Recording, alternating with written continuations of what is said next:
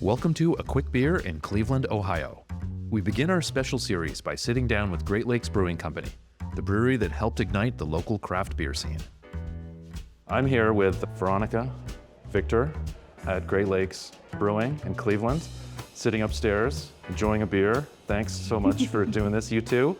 This has been on my bucket list to visit, not just Cleveland, but the brewery. How about we just kick off by just talking about the history of the brewery here? Yeah, well, so we first opened back in 1988, 36 years ago. Beer in Cleveland was basically non-existent at the time.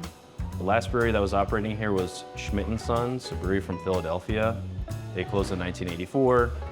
No beer here, not a lot of craft beer in the state of Ohio at the time, so we were really the first when we opened up. You took me around the brewery, which was super interesting. And unlike a lot of breweries from your vintage that have grown, instead of growing out into the suburbs, you've grown around here. So why don't you talk about how the brewery's expanded the footprint in the neighborhood? You started small, right, in this space, and then grown around. Yeah, the Ohio City neighborhood here has been really important to us for a long time. This neighborhood used to be a big hub for brewing pre-Prohibition. So lots of big breweries in the neighborhood. They closed down 1919. And the damage done from that was decades long. So a couple of years before we opened up, there was basically nothing going on in this neighborhood. So really being part of the comeback of the neighborhood has been really important for us. So we've tried to expand from our restaurant and our brewery and really stayed in this neighborhood and try to be a big push for change. That was one of the big reasons why Pat and Dan settled in Ohio City. They just really fell in love with the history of the neighborhood and wanted to preserve all these historic buildings. So we ended up with a whole bunch of them all on the same block. Yeah, it's super cool. So let's talk about your beer. So I think you mentioned earlier, like Pat and Dan started with 2 beers way back in the day. What's guided the brewing and what kind of beers that Great Lakes has brewed and had success with? Well, to start out from the very beginning, a lot of the inspiration for the brewery here was some traveling that Pat had done in Europe when he was in college.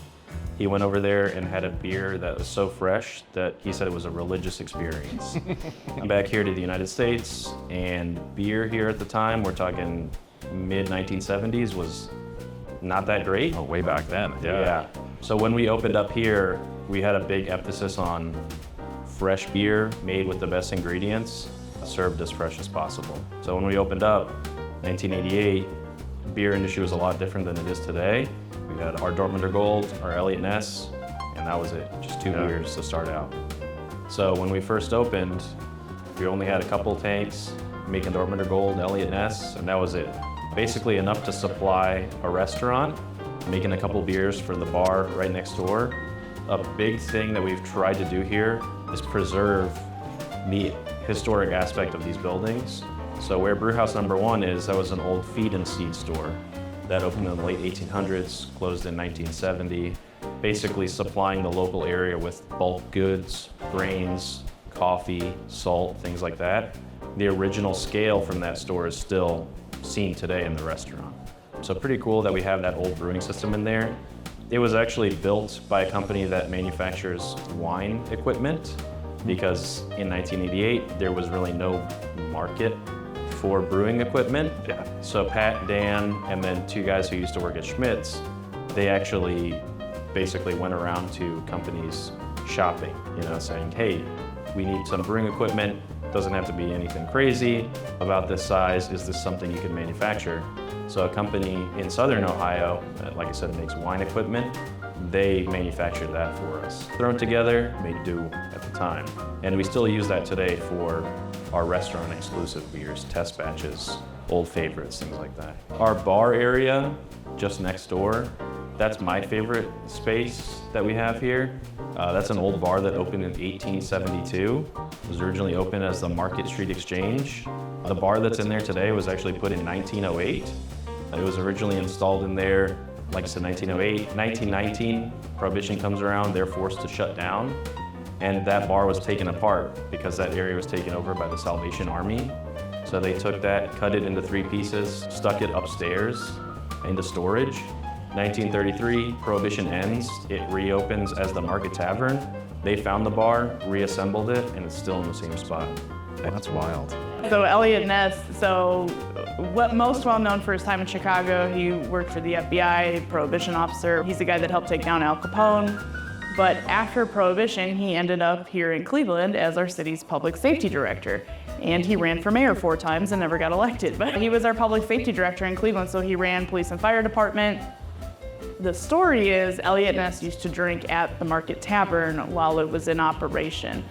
And while he was in Cleveland, unfortunately, a lot of folks didn't really like Elliot Ness that much. And the story is that one day while he was drinking at the bar, someone came in, made an attempt at his life, took some shots at him. He got away unscathed, the bar did not. There are bullet holes in that bar. One of them has the little red cartoon bang flag sticking out of it now. Yeah. The story is that those were intended for Elliot Ness. We don't know if that's true. But as far as I'm Makes for a concerned, good story. that's exactly what happened because it sells a lot of beer. But we actually do have a personal connection to Elliot Ness because Pat and Dan Conway, our owners, their mom, Margaret, she actually worked for Elliot Ness when he was here in Cleveland. She was his personal stenographer. So cool little story there for sure. Yeah, that bar's been there a long time. It's seen a lot of stuff. That stuff is so great because I work in marketing and I've done lectures on beer to brewers about how to market themselves.